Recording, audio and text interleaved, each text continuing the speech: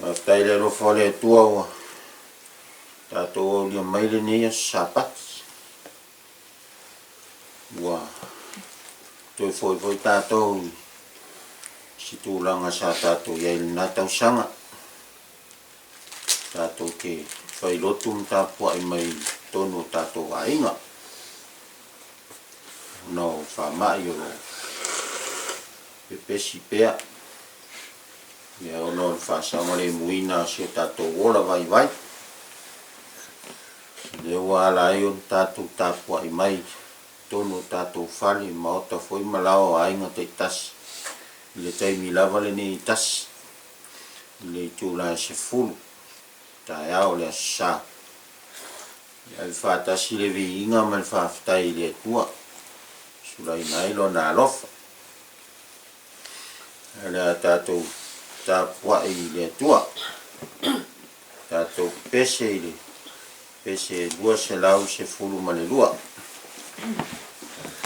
Lea Sophia Fia Lea Sosa Lenei Ia Tato Tapua Ilo Tato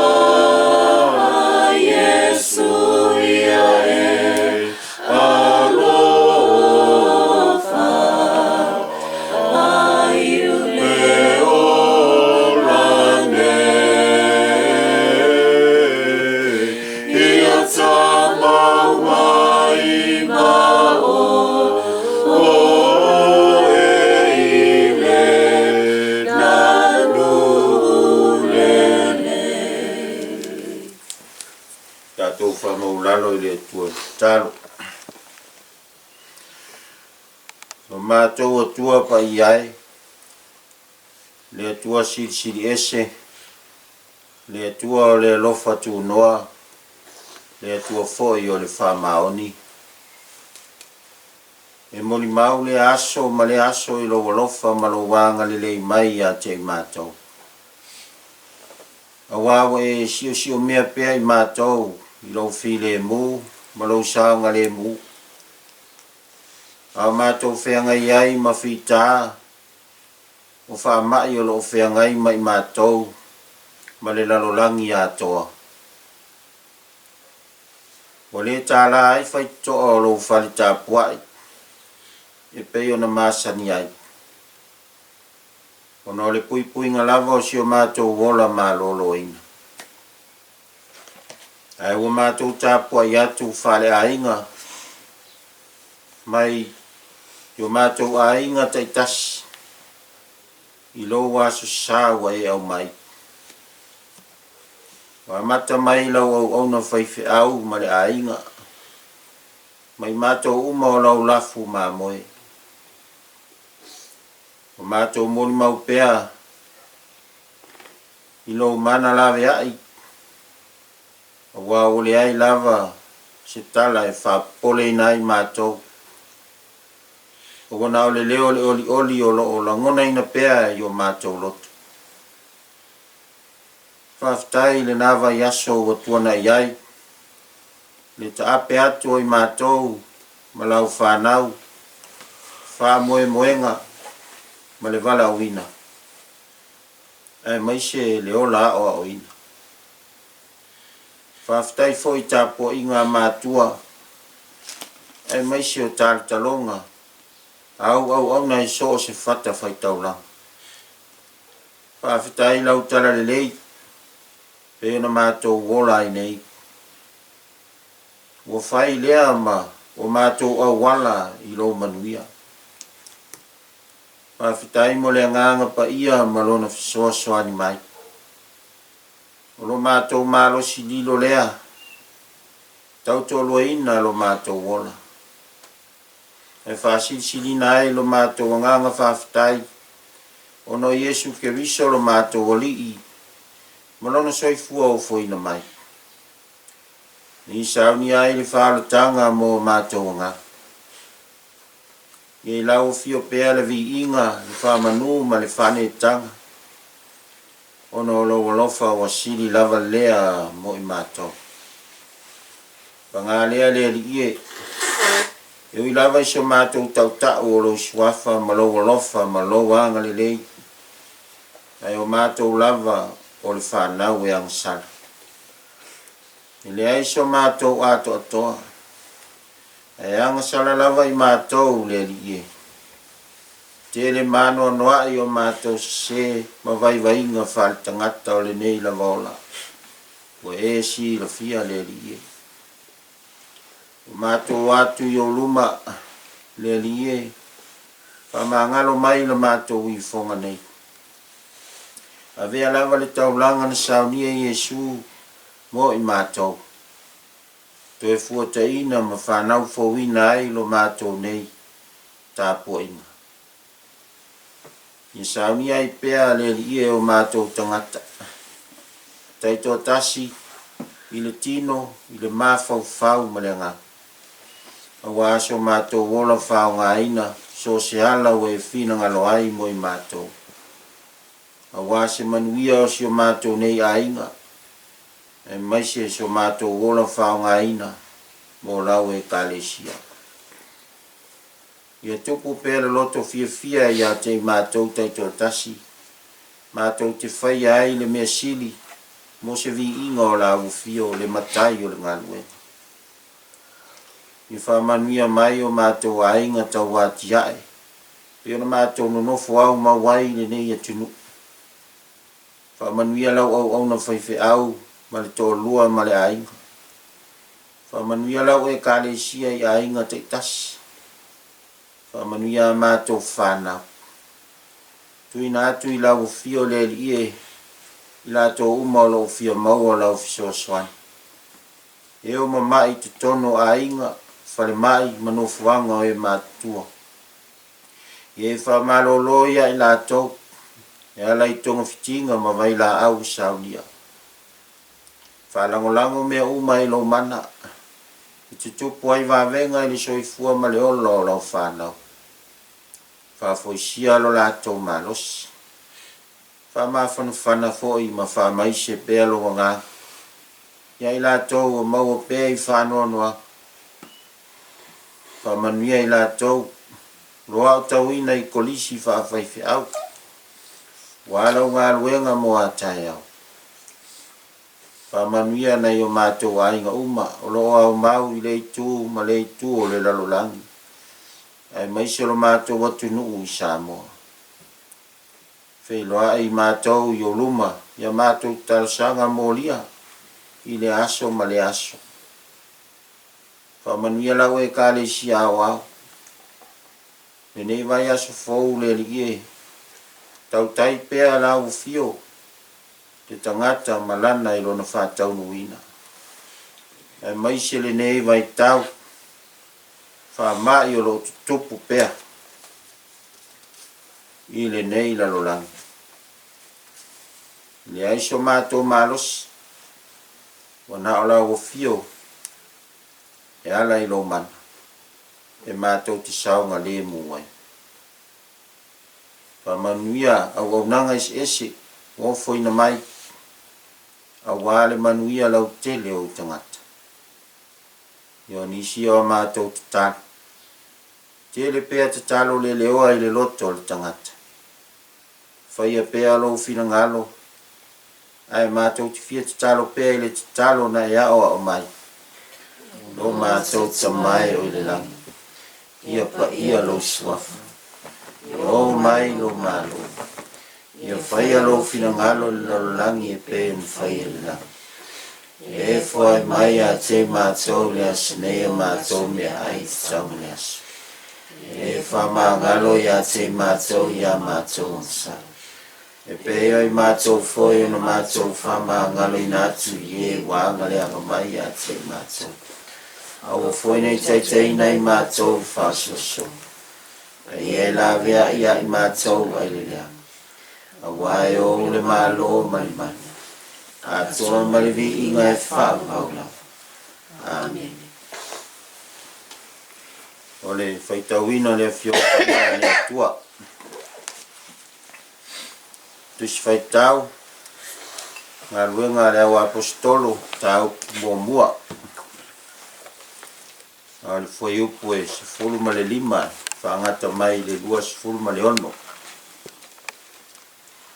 Ngā ruenga tau pu mua. Foi upu e se fulu ma le lima e whaangata mai le lua se fulu ma le ono. Ole manatu au tu o le sa nei. O fuainu mera e soifu ai. O fuainu mera e soifu ai. Natu au au le vai aso. Tō fia nisi. Tō fia nisi. Ia male lanu mea mata. Ole lanu le nao le ni aso. Ia tātou whaitau whea o wai ai. Whafonga ia inisi o fiong pa ia al tātou tua. Ona po ia na tūla iai pe teru I lumo le au so. O le au whai o ingoa o e na iai po watoa se lau ma le toa lua fu. Ua whape atu. Se mai, le au soe, ua sao na taunu o le le tusi. Sa mua I whetalai mai e le anga pa ia e fufonga o tāwita ia juta. Sa whaima taitai a te lātou e na pue ia Jesu. Wana whaitauina o ia whaatasi mai mātou. Na tō fia foi o ia I le nei whaiva.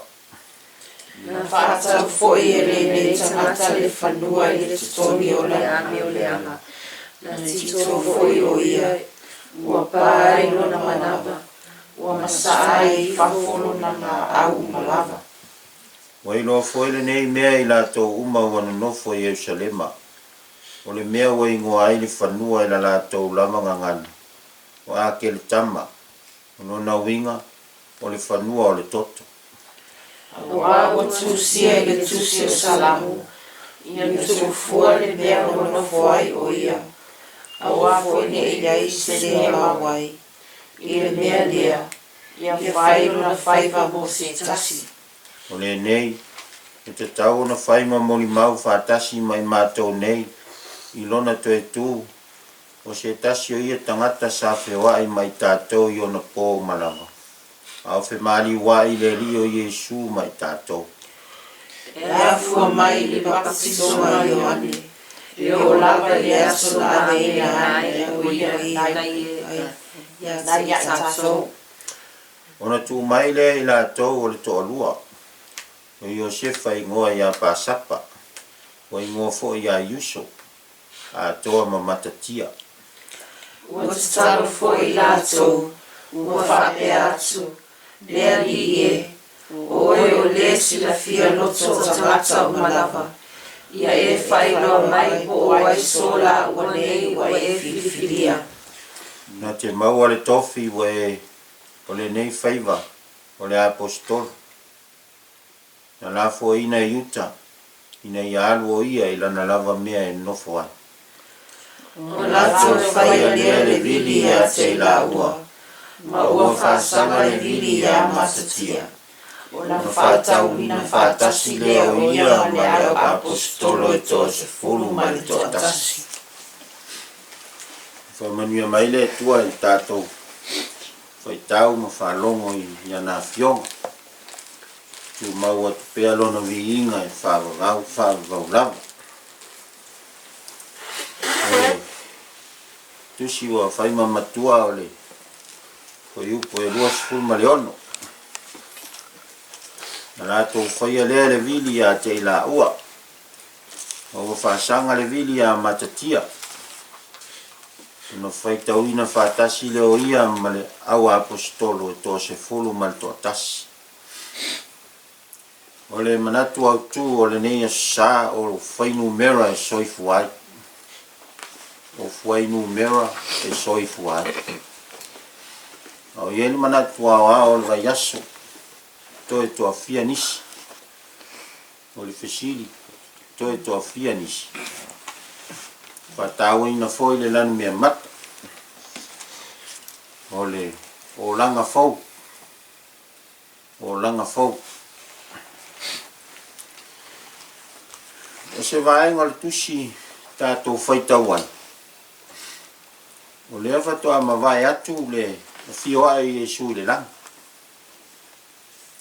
Au fo atu i lātou umalava i Jerusalem. Le afe au pito o lunga o loo.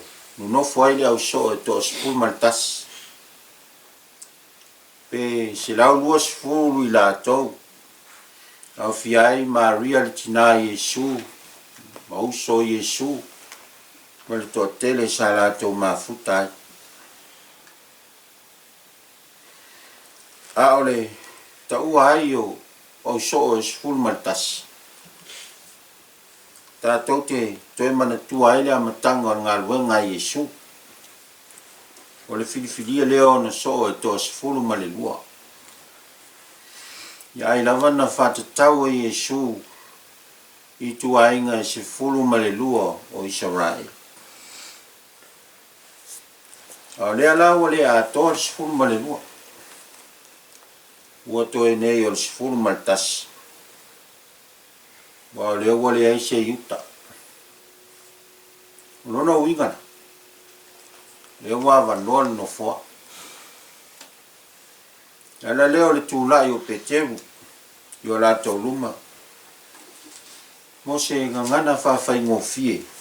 Mo le tātou ainga. E mwhai na whapea. Tātou whapot kato ngai. O yuta le na whalataina. O tātou wali, mo oti ai lana ngsan. Sa filifilia foi o ia, e peo mātou nei e tō sifuru maltas. E whai mauna so. O lea, e aona, sa ili se isi. Mai ai la tō uma o ena muli muli a Jesu. Iaso uma. Se fa atoa ele se fulu ma le lua o le auso. E mana o mia le fa atumu o le avanoa. E aoina atoa ai se ainga. E atoa ai se nu. I le taimi o ngā lua ngā Jesu. E ia toa fia ai le. Toa fitu se fulu. E fiso soani le auso o toa se fulu ma le lua. Tala inga o tala lei. O ina la lena. Filfilia mai ai ni so o si tolua. E sa ili ai. Fai ai filfili. Filfilia mai ai o sefa ma matatia. Mai ua fai le vili. Ia e peo le rafo. Ua tusi le ingoa le maa. ia matu i totonu o le whanga. Mana tua ai tātou Secret Santa vo ile masani ni whai Christmas. Tu sile ingoa na tu le tonu le whanga. Ia na se ilea. O le ingoa ala tangata te se ia, tangata fole na te whaia lana mea lofa o Christmas. Ia whai mai la ua, mo i whai ta talo. E la tau au le se ina la tau refo lea. Ia ona awa ua, o la tau talton. E fili mai e le atua.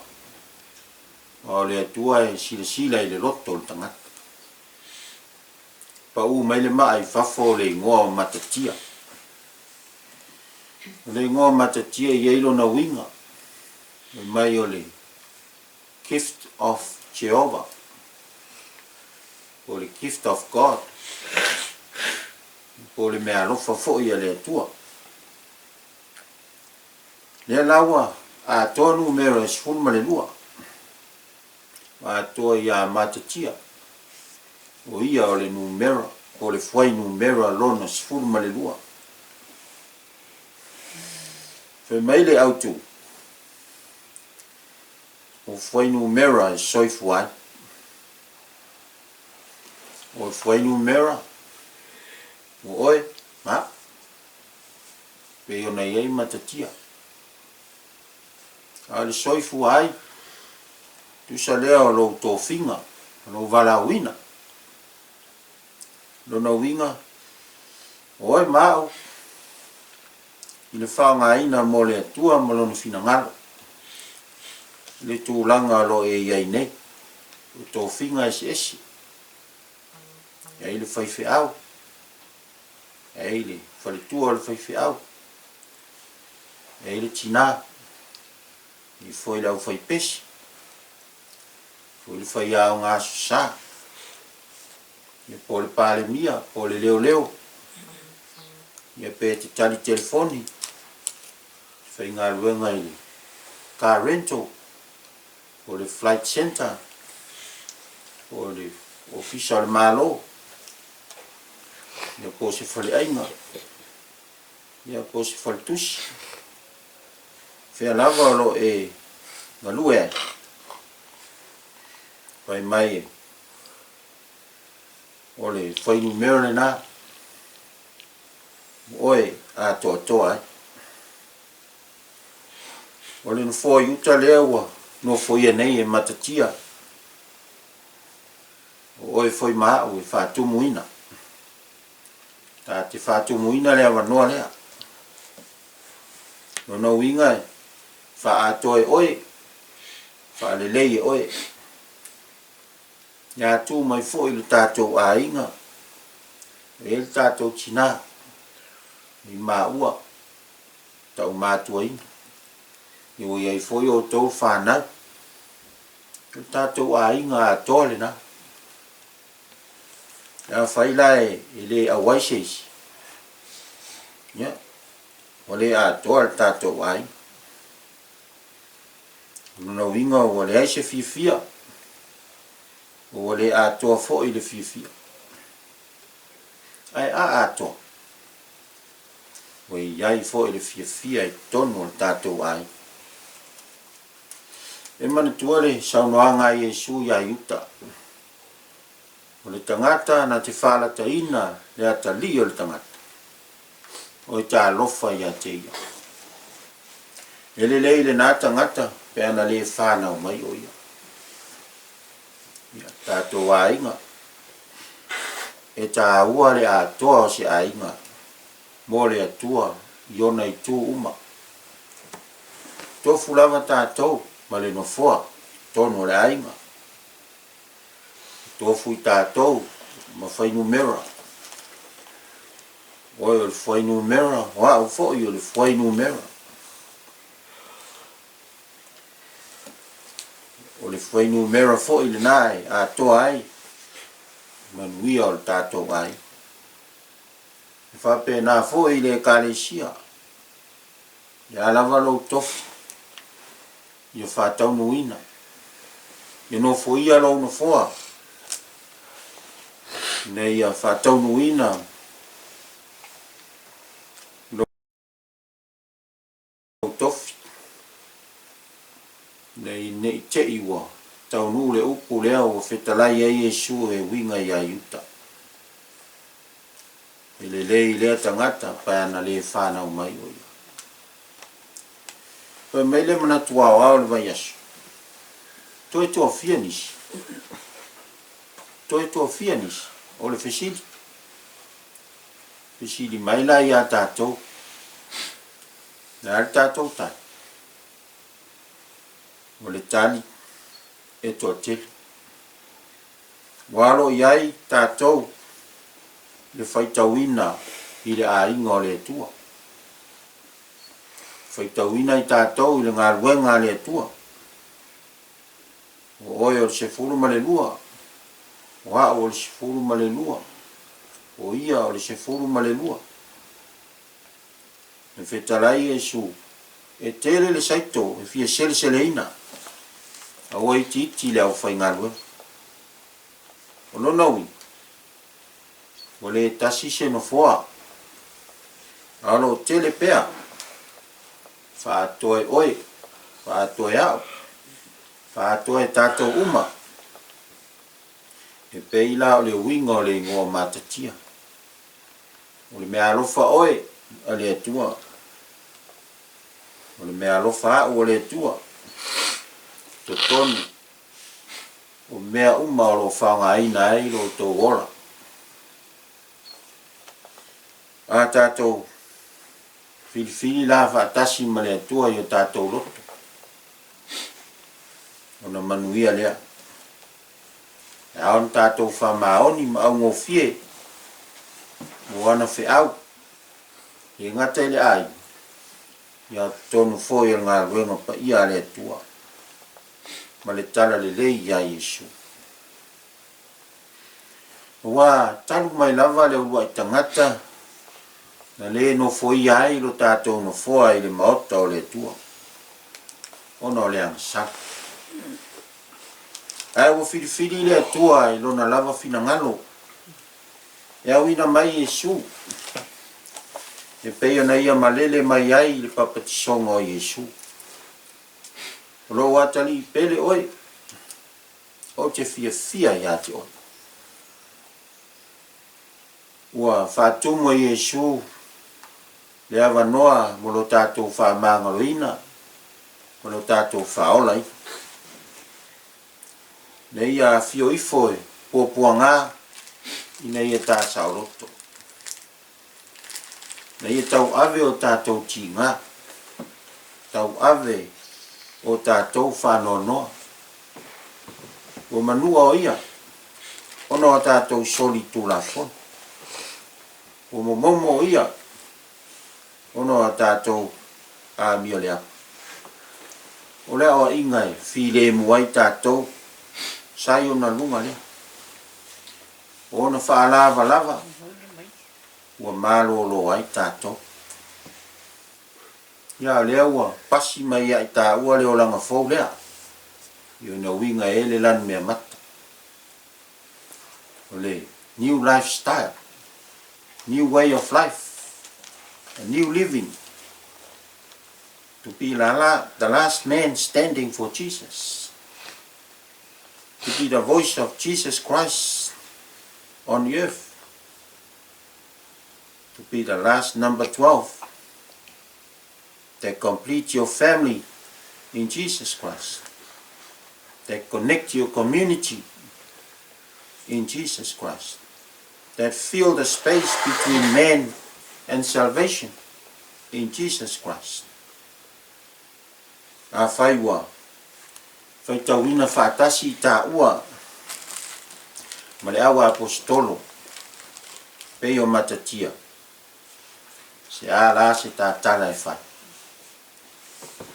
Ma ina fisili saulo ia Yesu, ina watai ele mara malama o Yesu, le ali ie, se a se mea, e te whina ngalo iai o te whai. Amen. Tātou pese se lau vasfut. Se lau vasfut pese. Elelei mea uma. Oia Yesu, whakatasi maia, o te whilehu, so te haru ena, pule lau matai, o te loto atu, fili mai, tata sisifo, o matu, sila fia pole fea yo sole fea itu pule mai lo matai o te whaia pe o lo fina malo lo tolea tutupu o mea e tingai o le maua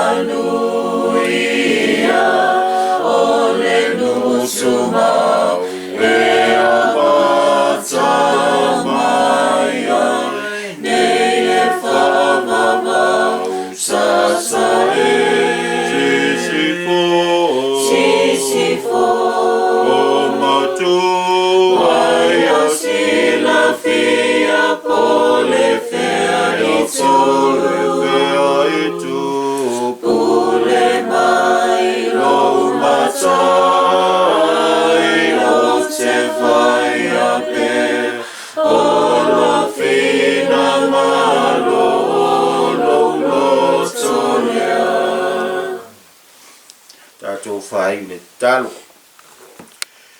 Wa umala mātou ngā luenga le li ie.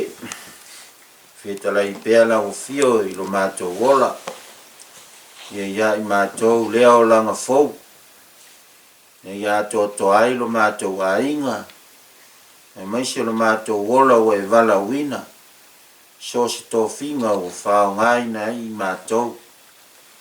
E maise lo whina ngalo. Tātou moe le nei vai aso, e manu iai. Ia I lunga o mātou manei, ma lau whanau le lalolangi uma, le lofa tu noa oe le atua lo mātou tamā. Le anga lei siri ese o Yesu Keriso lo mātou li, ma lo mātou whaola. I le male mawhtanga ma lau o fio, anganga pa iai. Nei a sa ma aso uma, e o lava I le whawavau lava. O